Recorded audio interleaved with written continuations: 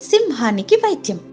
అడవిలోని మృగరాజుకు ఈ మధ్యకాలంలో కోపం, చిరాకు వస్తున్నాయి. ఎప్పుడూ చిరునవ్వుతో ప్రశాంతంగా ఉండే మృగరాజు ఈ విధంగా మారడానికి కారణం తెలియక జంతువులన్నీ తర్జనా భర్జన పడసాగాయి. వాటి అనుమానాలు ఒక్కొక్కటి వ్యక్తం చేయడం మొదలుపెట్టాయి. నిన్న ఆహారం కోసం వేటకు బయలుదేరుదాం పదండి అంటే అంత ఎత్తున లేచి మీద పడబోతే బతుకు జీవుడా అంటూ పరుగు పెట్టాను అంది నక్క.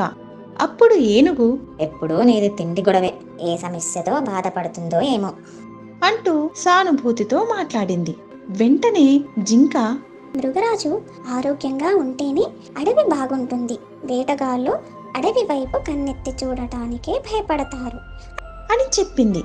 కోతి మిత్రమా, నీ వైద్యం పనిచేస్తుందేమో చూడు అంటూ సలహా ఇచ్చింది జిరాఫీ. మీరు చెప్పింది విన్నాక మృగరాజు జబ్బును గుర్తించగలిగాను, కానీ ఆ జబ్బుకు నా వైద్యం పనికిరాదు. ఈ జబ్బుకు వైద్యం చేయగల సత్తా ఈ దగ్గర గ్రామంలో ఉన్న నా మిత్రుడికి ఉంది. నా స్నేహితుణ్ణి పిలిచి వైద్యం చేయిస్తే సరిపోతుంది అంది కోతి.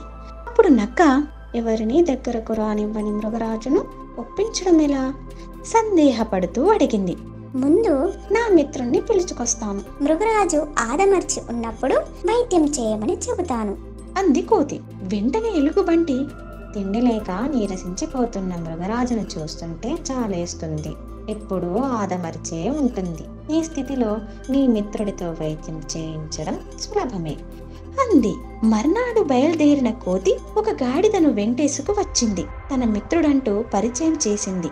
ప్రస్తుతం మృగరాజు జబ్బుకు సరైన చికిత్స చేయగల సామర్థ్యం ఈ గాడిదకు మాత్రమే ఉంది అని నమ్మకంగా చెప్పింది కోతి.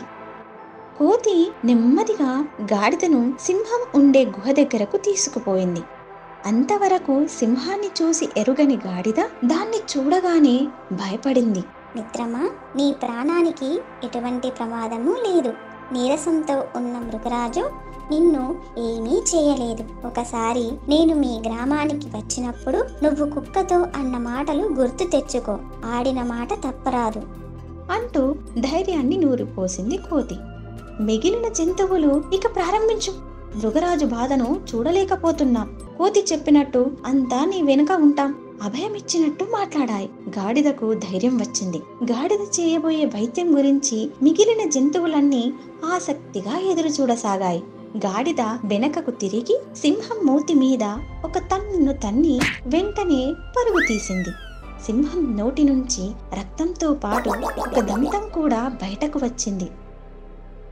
ఎవరిది అంటూ సింహం లేవడానికి ప్రయత్నించింది. గాడిద చేసిన పనికి అవాక్కైన జంతువులు అక్కడి నుంచి పరుగు తీశాయి. అడవిలో ఒక మూల ఈ జంతువులన్నీ కలిశాయి.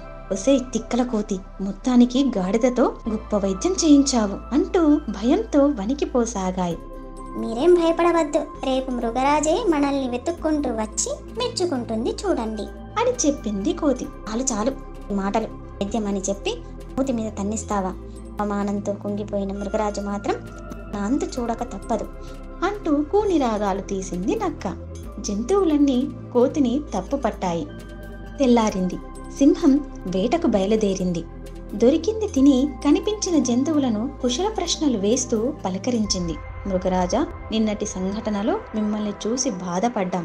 ఇదంతా కోతి పనే. మిత్రుడని చెప్పి గాడిదను పిలిపించి మిమ్మల్ని తన్నించింది. ఇందులో మా తప్పు లేదు అని సంజాయిషి చెప్పుకొని లబ్ధి పొందాలని చూసింది నక్క. గాడిద తంతే తన్నింది, కాని ఆ పిప్పి పన్ను రాలిపోయింది. ఇన్నాళ్లుగా నొప్పితో బాధపడుతున్న నాకు ఉపశమనం ఇచ్చింది. నా బాధను చూసి రోగాన్ని కనిపెట్టిన కోతి ఉత్తమ వైద్యుడు అని ప్రశంసించింది మృగరాజు. మిత్రమా, గాడిద కుక్కతో ఏమందో తెలుసుకోవాలని ఉంది అంటూ జిరాఫీ కోతి చెవి దగ్గర నెమ్మదిగా అడిగింది. గాడిదకు బీరాలు ఎక్కువ. ఓసారి కుక్కతో తగువాడుతూ గ్రామ సింహం అయినా అడవి సింహం అయినా నా వెనక కాలుకు ఒక్కటే అంది. అక్కడే ఉన్న నేను డప్పు కొట్టుకోకు అన్నాను. అడవి సింహాన్ని చూపించు, తన్ని నా కాలు శక్తి చూపిస్తాను అంది అని చెప్పింది కోతి. ఆ మాట విని జిరాఫీ నోరు తెరిచింది.